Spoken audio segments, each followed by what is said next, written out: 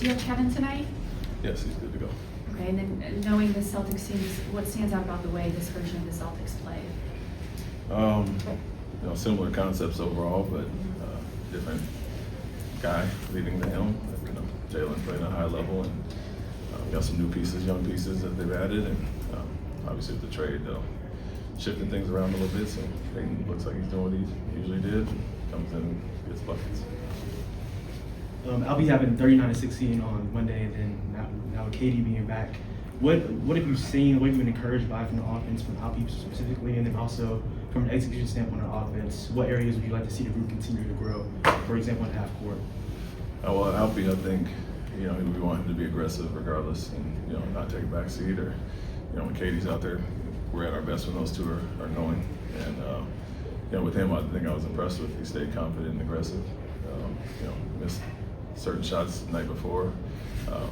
Like I said, you go 6 for 20, but missed 4 or 5 easy ones, and it's a different thing. But you want to stay aggressive, and that's what he did. Understanding those are going to fall, he's going to get his legs back under him, and I think his ankle's feeling better, so he had a little more explosion there.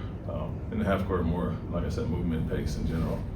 We know what we can get to with isolations and post-ups and some of those things, but kind of to incorporate everybody reads and reaction, and then playing a little bit faster in general. Ime and Reed are really good at that, but need the rest of the group to get up to speed. What's up, Ime? Good to see you, man. How you doing? Jaylen has spoken about how he was motivated by people thinking that the Celtics would fall off with everything they lost with Jason Hurd. What has he proven this year, if anything? That's who he is. He's a very competitive guy, and I think there's a healthy competition. With him and Jason pushing each other. It's always been there.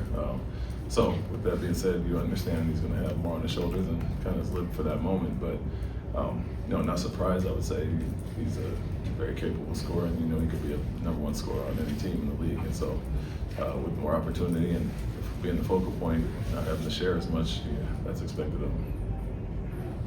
The Celtics are also a team that you guys like to crash a lot, get a lot of offensive rebounds.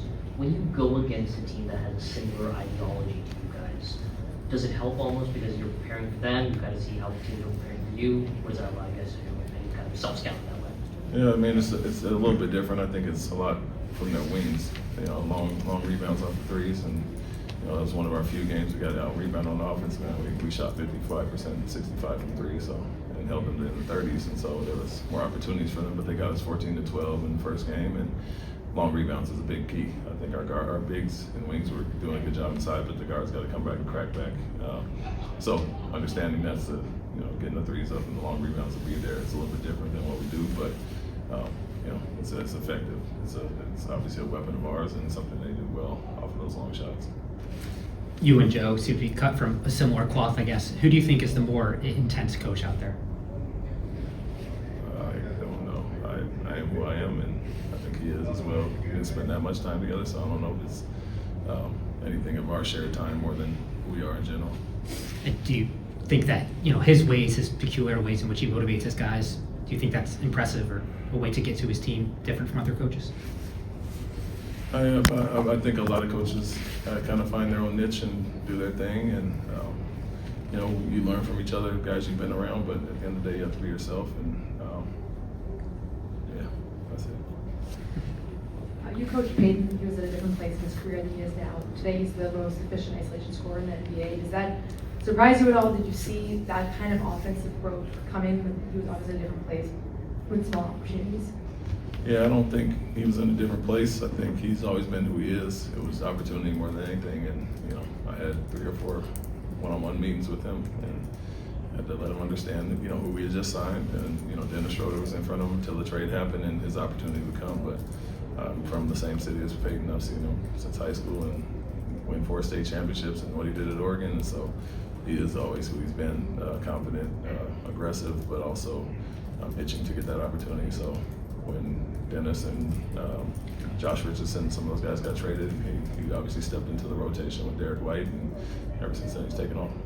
When you had those meetings with him, it was just your takeaway was just you just felt like he was ready for that increased opportunity? Always ready, and just be patient, and if things happen, you'll get your opportunity, which you know he's going to be ready for. Ime, how have you evolved as a coach since the year in Boston? Like, have you changed anything? How you deal with players? How you manage them in that time span?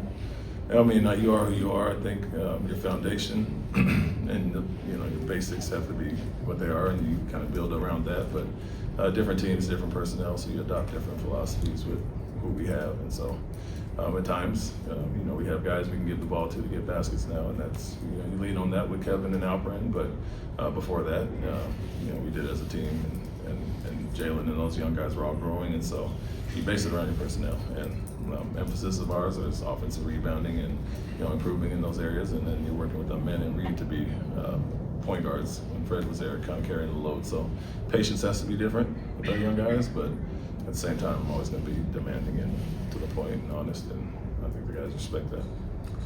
Of course, as a player and as a coach now, you dealt with several trade deadlines. Do you feel like teams are a little bit more tense around this time of year, not knowing exactly what could happen, and do you feel like they start to settle in a little bit more after the trade deadline?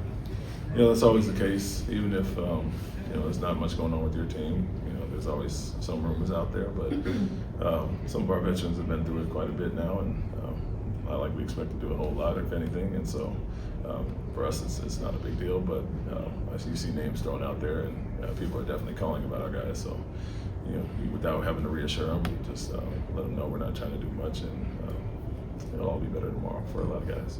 Thanks, Coach. Thank you. Thank you.